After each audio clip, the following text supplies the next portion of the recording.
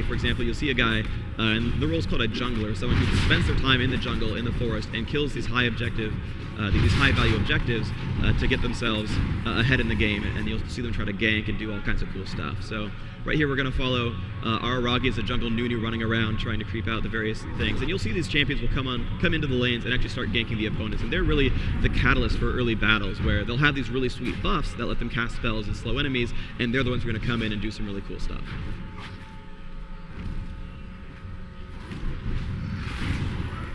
So also, can you explain to me a little bit about the splitting with the champions and like why you would choose to say put these players playing this lane, and then ultimately, is it just a matter of the tug of war? Is all we're trying to do here in the early game build up our XP, build up our gold, and then ultimately just try to push forward as much as possible? Yeah, the early on can sometimes be a farming game where, the turrets are much more powerful than the champions, but champions scale up faster than turrets do. So eventually you can kind of ignore the turrets. But yeah, early on you're really trying to farm some gold. You'll see actually bottom lane has a lot of harassment going on back and forth. You see both these players a little bit low on mana as they've been spamming their stuns on Garen repeatedly, but Garen's really good at healing himself. He has already chugged... Actually, he's not chugged a potion. He bought a ward early on. But the point is, yeah, you will sometimes see the players harass each other back and forth. You can see Vladimir in middle has actually now gotten down below half health. So the players will come in and try to harass each other as best they can, but no one wants to die because turrets are really good and because you can pull the aggro from minions. Harassing can get you hurt, so you have to be very smart about it. As for the actual laning choices, top lane is very secluded. Top lane is obviously very far from anywhere else. There's only really one main entrance. So this is where a lot of the late game type carries will come in. So the Tristana played by Dandin is really, really late game. He's very, very scaled. Oh, and here's some aggression on Hotshot. GG will he be able to pick him off? Hotshot getting very, very low, hit by Rocket Jump, but he's going to be back now. Going to toss some heals back on himself. He should have rank 3 healing. Nidalee is a self-healing champion. It's very good support as well as carry ability. But Dandin putting on some early pressure. Doesn't have a lot of mana, but Hotshot is now about to half, so Tristana can put some more damage here. And like I said, Tristana is a late game carry. Scales very, very well with items. Scales well with experience and gold. But Amumo's showing up, and there's that gank right there. He's going to land the bandage toss. He has to, and an Ash arrow across the map. Dandin getting crushed. There's the rocket jump, but still getting slowed by Lizard buff. Oh, a summoner teleport, and here comes Nunu, and Nunu's going to slow Hotshot GG onto Kobe as well, but looks like Hotshot's going to be okay. Wow. But Tristana, an amazing escape. Ash with the most legit arrow of my life. GG, quite the player. But so Araragi is going to take over the lane for now. Tristana gets out, and a very good teleport from him, throws a snowball onto Hotshot. Good play there. But basically these lanes, as they keep churning out minions constantly, you don't want to put that to waste. All you have to do is be near and you get the experience. If you're nearby, you get experience. So if you don't want to let those lanes stay, untouched and the riches going to waste. So Araragi doing some more harass. The really cool thing about him is he has both an ability called Ice Blast, which slows a target, but he has the Lizard buff as well, meaning that his auto attacks also slow. So against someone like Nidalee, who's normally really fast, he has that 1-2 combo of 2 slows, and it makes it really easy to chase enemies. Is there a lot of team communication going on in terms of, like, for example, in that last battle that we just saw, it's like, we've got an opportunity, transition from middle lane over to the far right lane. Yeah, is there a lot of that going on? Absolutely, yeah. So one of the main things is players will put wards down on the map, and you can see me revealing them on the minimap and focusing down on these wards, which just reveal an area about this big, so you can see when guys are coming across the map. So if your jungler might be in danger, or top lane might be taking some hits, you'd be like, hey, there's a guy coming up there, be careful, stuff's going on. Especially in these dual lanes down here. And actually, Morgana and Sion are doing quite well. You can see John is super low this time. He's going to actually have to recall back in the base. And Garen's going to try to hold the lane for himself. But especially these dual lanes, and especially with junglers, you're going to have these calls where you're like, oh man, stuff's going on, be careful, we're going to go for this guy. Here's some stuff going on.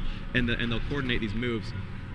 And especially in the case of that jungler, like, I will guarantee you, Amu said, okay, I'm going to gank, get ready. And so he went into the battle, and Ash was like, all right, I got this. And they called him to arrow up top. And so he led the arrow, and Amumu made sure to stun him right in front of where the arrow was going to land. He probably pinged, oh, the arrow's going to go right here. Stuns Tristana when he stands there, and sure enough, he's stunned. Arrow comes in, stuns him again, and that was probably the exact coordination they were going for. Was here's where I'm going to place it, stun him when he gets there, and that was how their gank was set up.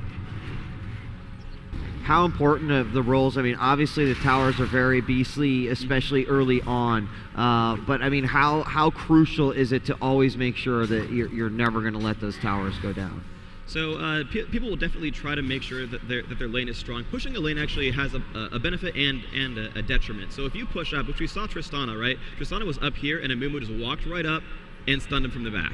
And so if you push your lane to the turret, you are leaving your backside very, very open. Now, Tristana's a pretty safe champion. She's fast. She has rocket jump. You're okay to push as Tristana. But for someone like Ashe doesn't have a lot of escape tools. If you push up and a Mumu ganks you, you're in trouble. However, because, again, these turrets do so much damage and last hitting the minion is worth gold, there's this little game where, there's some more harassment on Hotshot GG pushing him back again, that Buster shot, putting her down a little bit down to half health. But again, Tristana can heal, so Dan's kind of wasting some mana by doing this. But by pushing up to the turret, which we're seeing pretty much here repeatedly, is this turret does more damage than a champion. So if you can't, really, really expect how much damage these turrets will do, you'll lose last hits to the turrets. And these players are so good, if you're just sitting in the middle of a lane against minions, you'll get like 95% of the minions every time. And you'll see guys, and you'll probably see about 65 minion kills on these carries. 63 from the Tristana, there's 70 from Ashe. These guys are getting, a good 80+% of the minions every time they spawn, which is really good. But against the turret, that is really hard to do. An amazing, here's a lot of damage on this Morgana, and there's the Demacian Justice. First blood by Garen. Sorry I missed most of that, but there was the lead up probably with the Johnum Tornado. Garen running in there with the Silence and then Spitting of Doom. And yeah, there's Demacian Justice picking off Morgana. There's the first kill. So Epik Gaming, actually the underdogs, they're down one game in this. Up 1 kill to 0 so far, picking up first blood. Okay, and here's some of that more team cohesion. I'll call this out in a little bit. So you can see the jungler, but you see this buff is really, really important. And I'll talk really loud, really quietly. And okay, there we go. So Nidalee is one of the main carries for Team CLG. And she has now picked up the Lizard buff. And that's really, really huge because she's fast, and when she can slow people, that is dangerous. And now she has run up to Tristana. There's the Buster shot. Tristana will try to run away, and CLG actually will not commit to that. I think they might be afraid of the Nunu with teleport. Nunu could show up and try to gank that, but I'm actually a little bit surprised that Nidalee didn't go for more pressure there. She can self-heal and do all kinds of cool stuff. Is the aura last throughout the game? The aura lasts 2.5 minutes unless you spec for it. So we talked about masteries earlier in the game. And one of the masteries, which I assume Nidalee has, is 30% bonus duration on these buffs, which would put it up to about 3.5 minutes, which is really, really big. Nunu trying to do some harassment onto Ashe, not doing too much there, going to back up for now. But yeah, so bottom lane, trying to recoup their losses. Scion still kind of low, just with the Doran's shield. Probably will, yeah, there he goes. He's going to recall for some health. But the players are going to try to start positioning for some of these objectives. I think it's going to start happening pretty soon as we're going to see some larger fights for these major objectives like the Dragon and possibly like a turret as well. As we hit the 11.5 minute mark, you start seeing more of these team fights. And Hotshot, yes, he sees Araragi. There's the slow for the Lizard buff, just misses the spear throw. But he's going to back off now. Vladimir saw her as well. He's going to back off. Vladimir actually hasn't bought some items yet. He's actually still staying in mid, just farming the entire time. And yeah, he's up to 78 minion kills, which is really strong, but surprisingly enough, actually behind Ashe in minion kills. So Big Fat GG, probably actually the highest ranked player in the game back before ranked 1, actually had the highest elo from normal games. Okay, here we go. So some important stuff going on. No one quite knows what's going on though, so I can't call it out too hard. But some main objectives are getting dropped down right here. Very good job by CLG. So they've picked that up. You can see Science overing up. Ashe is holding mid lane against Vladimir. Tristana now coming down, trying to see what's going on. And really, Epik, despite getting that first blood, haven't been very cohesive around the map after that first gank and teleport. But here's the push onto Ashe. Ooh, a very nice flash from Ashe, but there you go. Tosses the stun back into Tristana's face, pushing her back. But that flash actually dodged the rocket jump, which is really huge. When Tristana rocket jumps, when she lands, it slows the area she lands in. Meaning that if she landed on top of Ashe, that would have been really, really painful for her. But a very well-timed flash, it's one of the summoner spells in this game, which I'll go into in a minute, actually pushed her out of the area of that. But bottom lane has some fighting going on. There's a Janna shield going back onto Garen. Garen's going to be okay for now, farming some minions off. But some aggression going on. He does have his first Sunfire Cape, and that is a pretty fast Sunfire Cape. What that does is give you health and armor and do just bonus damage in an area around you. Everything you touch just starts burning up for 40 damage a second, which is really not chump change at all. It's really nice on Garen especially, who really specializes in just standing next to enemies. Okay, here we go. There's the Ghost. There's the Silence, but a great stun from Scion. It's going to drop him back. So Excessive not going to get any more damage done here. Had burned his Ghost really for nothing ultimately. But Nunu and Nidalee do see each other. They're going to back off for now, though. Tristana now actually kind of top against Mumu, which is interesting. I'm surprised there's no carries up top. Nidalee trying to exercise some map control, running around this map. Okay, there we go. Nidalee has found Nunu. They've got to be careful about this. Garen is shown back up. Nidalee's going to run away, most likely. But this is going to be a little bit dangerous. They're getting flanked now. Drops another ward down. And yes, Vladimir does see Nidalee. They've got to be careful. She's going to jump that wall and it's going to be fine. Yeah, so Nidalee's main buff is movement. She's really, really fast, can jump over walls, or at least, short walls in Cougar form, which is really, really awesome for her. But Tristana just solo farming top, which is very, very good for Epik. They really want Dan to get super late farm. He's going to have to actually catch up to Ashe most likely. Dan at 96 kills, but Ash at 102. So Ash is actually a little bit ahead. But a lot of damage going off onto Ash now. Ash does not have Flash, does have Ghost though. Can Excessive keep chasing her down? Will lend the silence. Okay, there we go. Needly has shown up, tosses the heal, but Tristana's back as well. And there's Nuno with the teleport. There's a slow, and Amumu has shown up as well. And they do pick off Ash, but there's the Amumu ultimate. Will they pick off any more? There's Hemo Plague from Vladimir. They're going to back off now. So that is a 2-0 kill score. Very nice from Epic Gaming. However, they have lost Dragon though. So despite getting 2 kills, you might think that's really awesome. They're really winning, but they're not winning the map. Map control is really huge, and objectives like Dragon are actually worth 2 champion kills just in golden experience worth. Amumu coming back now onto forcing this turret down, and this is going to be a little bit dangerous. Garen taking some damage, Sunfire Cape pulling that turret aggro. Hotshot's going to be okay for now though, last hitting these minions against the turret. There we go with takedown. But bottom lane is actually pretty dangerous right now. So Chilster and Element's going to have a lot of AoE damage. You see, just blows up that entire minion wave using Scion's shield and Morgana's Tormented Soil. And there we go. There's pressure onto this turret. Now, Janna can shield turrets, but that's not too durable. They've broken through that now, and this turret will go down. So CLG winning on map control. And I can't stress that enough. That is a lot of extra benefit for the entire team. Golden experience is huge. And the champion kills are, of course, worth a lot. They're worth a lot of gold, but experience is often the best thing in the world. Hotshot has found Araki, but does not get the dragon down. Just barely gets the golem just in time, but getting chased. Hotshot doing some pretty good damage here. Araki will get away with that catalyst. Will keep him alive. Hotshot going to back off for now, move back around the map. But you can see a lot of these wards. You can see here's a ward right here, another ward down there. CLG doing a very good job of warding off these really important spots. And across you can see some more wards from Epic Gamer. So map control really just super huge, and I can't keep stressing that. As these players get across the map, again, we have Nidalee versus Tristana back up at top. They're going to keep trying to farm. Neither player is quite comfortable with their level of farm right now. They want to get a couple more big items. Really, Nidalee's going to wait for Ginsu's Rage Blade. She has the Blasting Wand right now, but she's going to go for Ginsu's Rage Blade. And what that's going to allow her to do is have really, really high ability power and really high damage and attack speed. And ability power is a new concept to League of Legends, which allows your spells, your heals, your damage spells just to do more damage and more healing. So you can actually itemize towards your spells, which is really, really useful, so that casters can scale into late game quite well. And Nidalee is actually a hybrid champion. She's going for Ginsu's Rage Blade to give her damage and ability power. A little bit of harassment going on down here, but John is a really good babysitter. That tornado goes off, pushes the rest of the enemies back.